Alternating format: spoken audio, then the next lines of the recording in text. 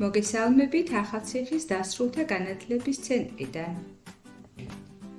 ეთერშია სათემო რადიო, რომელიც ფუნქციონირებს გერმანიის მთავრობისა და დივის საერთაშორისო მხარდაჭერით პროექტის მისი ხმის ფარგლებში. პროექტის პარტნიორია გერმანული სათემო რადიო Z.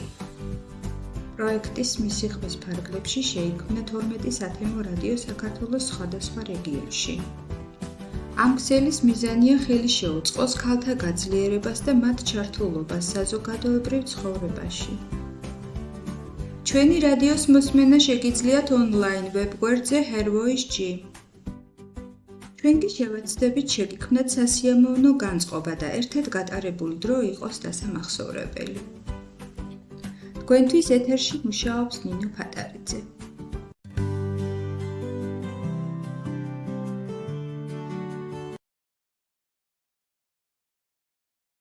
მოგესალმებით ძვირფასო რადიო მსმენელობო. თქვენთან ერთად არის მოხალისე ჟურნალისტი სოფიკო ერემაშვილი.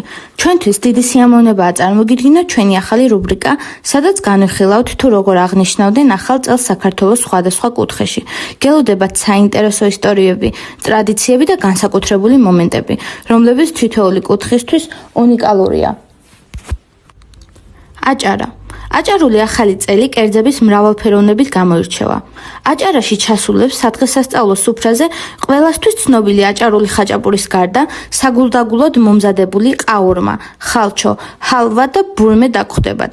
ნადიმის მნიშვნელოვანი ატრიბუტი აჩმა და ბაქლავაც არის და სუფრაზე სათლის არაყსაც შეიძლება შეხვდეთ.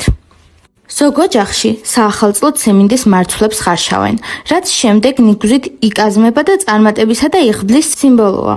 ხშირად მარცვლეულს ოთახის კუთხეებშიც მიმოაბნევენ ხოლმე და თან ლოცულობენ, რაც ბარაქის მომტანად მიიჩნევა.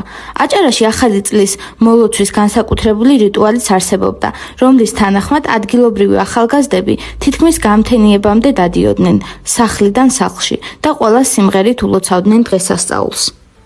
შემოვდგი ფეხი, გილოცავთ, გწყალობდეთ წმინდა ბასილი. იმისი მადლით იყავით, პურით და ღვინით ავსილი. ზუსტად აი ასე ულოცავდნენ ახალგაზრდები ახალ წელს ყოველივე ოჯახს.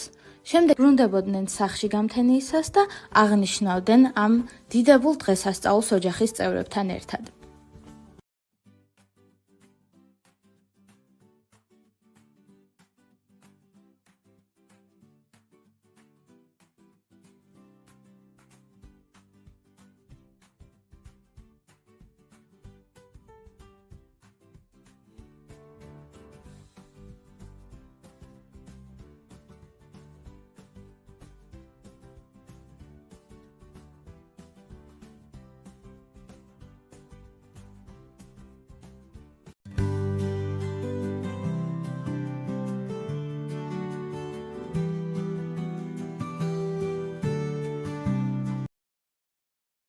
გენდერული ტერმინი სლათ-შეიმინგი. სლათ-შეიმინგი მორალური კრიტერიუმებით თავდასხმის სექსისტური სიძულვილის ენის ფორმაა. მას სტერეოტიპულ წარმოდგენებთან შეუსაბამო გარეგნობის, ჩაცმულობის თუ ქცევის გამო ადრესატების გასაკითხად იყენებენ. ძირითადად სლათ-შეიმინგის მსხვერპლები ქალები ხდებიან. გენდერული ტერმინი სექსიზმი. სოფლმხედველობა, რომელიც ქადაგებს სქესთა არათანაბარ უფლებებსა და მდგომარეობას, იგი შესაძლოა გამოვლინდეს სიძულვილში, შეუფასებლობაში და წინასწარ განწყობებში, მთლიანად შესაბამისი სქესის წარმომადგენელთან მიმართებაში ან შესაბამისი სქესის მიმართ სტერეოტიპულ მსჯელობებში.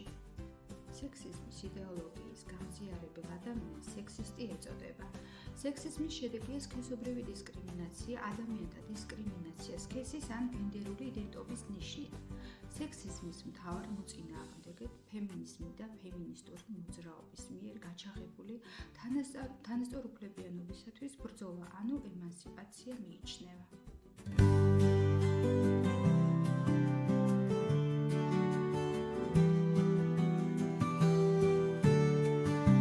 მიზოგინია წარმოადგენს სექსიზმის უკიდურეს ფორმას, მოიცავს ქალების დისკრიმინაციას, დამცირებას და უფლებების შელახვას.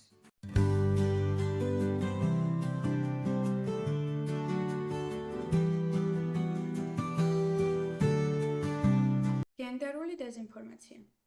შეცდომაში შეყვანა ან არაზუსტი ინფორმაციისა და იმიჯის მიზანმიმართულად გავრცელება, ქალი პოლიტიკური ლიდერების, ჟურნალისტებისა და საზოგადო მოღვაწეების დისკრიმინაციის მიზნით, რომელსაც საფუძვლად უდევს საზოგადოებაში გავრცელებული მიზოგინიური დამოკიდებულება და სექსისტური სტერეოტიპები.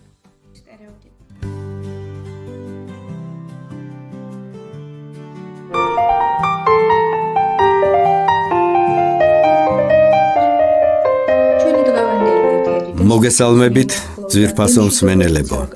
ერთი კვირა გავიდა, მე ვარ ბატონი დიმიტრი და ჩვენ ისევ პირდაპირ ეთერში ვართ. ახლა მინდა მოგასმენინოთ შეპირებული საუკეთესო ლობიანის რეცეპტი.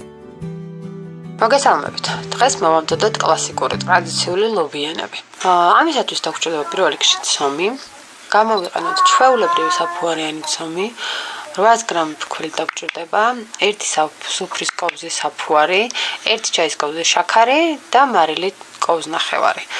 ასევე 9 ლიტრი თბილი წყალი. ეს ყველაფერი გადაურიოთ ერთმანეთში კარგად, რომ გავაერთიანოთ მასა. ფქვილი ბოლომდე გამოიყენეთ, 800 გრამზე მეტი ფქვილი არ დაგჭირდებათ. ბოლოს უნდა ჩაზილოთ ზეთით, თვალის ზომით უნდა აკონტროლოთ ზეთის ნორმა. და საშუალოდ 10 წუთი უნდა მოცულოთ, რათა გამოვიდეს ელასტიური ცომი. კარგად მოზელილი, რასაც ქვია, რომ ლობიანების წყობისას გემრიელი გამოვიდეს ლობიანი. ჩვენი მოზელილი ცომი დაასვენეთ, გადააკარით პარკი და გააჩერეთ ბლადგლას, რათა აფხუდეს. ამასობაში მოვამზადოთ გულსართი, მე მოვხარ მინდვრის ლობიო, ძალიან გემრიელი იყო და მე მიყვარს ლობიანში ხახვი, ამიტომაც ერთი თავი ხახვი დავჭერით წვრილად ძალიან და მოვთუშე ზეთში. თუ თქვენ არ გიყვართ ლობიანში ხახვი, ამ შემთხვევაში ხახვს რომ მოვთუშავთ, გადაწურეთ ზეთი და მხოლოდ გამოიყენეთ ეს არომატული ზეთი, რომელსაც ხახვი მისცემს თავის არომატს და ძალიან უხდება. ასევე უნდა დავუმატოთ მარილი და პილპილი გემოვნებით. მე ამ შემთხვევაში სხვა დამატებითი არანაირი სუნელი არ გამომიყენებია. და მოუზილე ესეც კარგად უნდა გადაურიოთ ერთმანეთში, რომ ერთგვაროვანი მასა მიიღოთ. და გეტყვით ერთ საიდუმლოს, გული არ დაგეშლებათ, ცალ-ცალკე არ წავა, თუ ლობიოსთან ერთად მოხარშავთ ერთ კარტოფილს და გაატარებთ ამ კარტოფილს საერთო მასაში გადაურებთ. იქნება ერთგვაროვანი მასა. მადლობა ყურადღებისთვის, ნახვამდის. შენაგაშენა ღმერთმა. გისმენთ, თქვენ პირდაპირ ეთერში ხართ. გამარჯობა, მე ირმა ვარ 42 წლის. ბავშვობიდან წერ ლექსებს, მაგრამ არ მიბეჭდავენ. სადაც არ გავაგზავნე, ყველგან უარით გამომისტუმრეს. თან მეუბნებიან ძალიან კარგი ლექსებიაო, მაგრამ აი თქვენთანაც ვაგზავნი. ეს ლექსი გუშინ დავწერე. დიახ, გისმენთ, ვეცდებით დაგეხმაროთ, გისმენთ. სახლი ქუჩის ბოლოს. მე მარტოობის სევდამ დამრია ხელი, ამ ქუჩის ბოლოს ის სახლი დგას შენ რომ გელოდა. და ახლაც გელის და დარდობს, იქნებ ვეღარ ცნობ ნაცნობ ადგილებს, იქნებ შენს მეძებ, მაგრამ არ გახსოვს სად დგას ის სახლი. ამ სახლს კი ახსოვს ყველაფერი, შენი თვალები, შენი ხელები, მას შემდეგ ბევრი გავიდა წელი, გელი იქ სადაც ბევრი წელი გელოდი. კიდევ ერთი ლექსი მინდა წაგიკითხოთ. კი გენაცვალე, დიდი სიამოვნებით. უსათაურო. ორი პატარა გოგო ეზოში დახტის ახლა. მახსოვს მეც მქონდა ერთ დროს სწორედ ასეთი კაბა, მთელი ქვეყანა ჩემი მეწყო მეგონა ალბათ. მერე თანდათან თითქოს სულ ყველაფერი გაქრა, ორი პატარა გოგო ეზოში დახტის ახლა. მახსოვს მეც მქონდა ერთ დროს სწორედ ასეთი კაბა. დიდი მადლობა, რომ ჩემი ლექსი ეთერში გაუშვით. შეგახსენებთ, შეგიძლიათ გამოგვიგზავნოთ როგორც ხმოვანი, ისე ჩვეულებრივი წერილები და ასევე დაგვირეკოთ პირდაპირ ეთერში. ჩვენი დრო ამოიწურა, ძვირფასო მსმენელებო. შევხვდებით ერთ კვირაში. იმედი ვიქონიოთ, რომ კარგი ამბებიც გვექნება. აბა დროებით. გემშვიდობებით მომავალ შეხვედრამდე.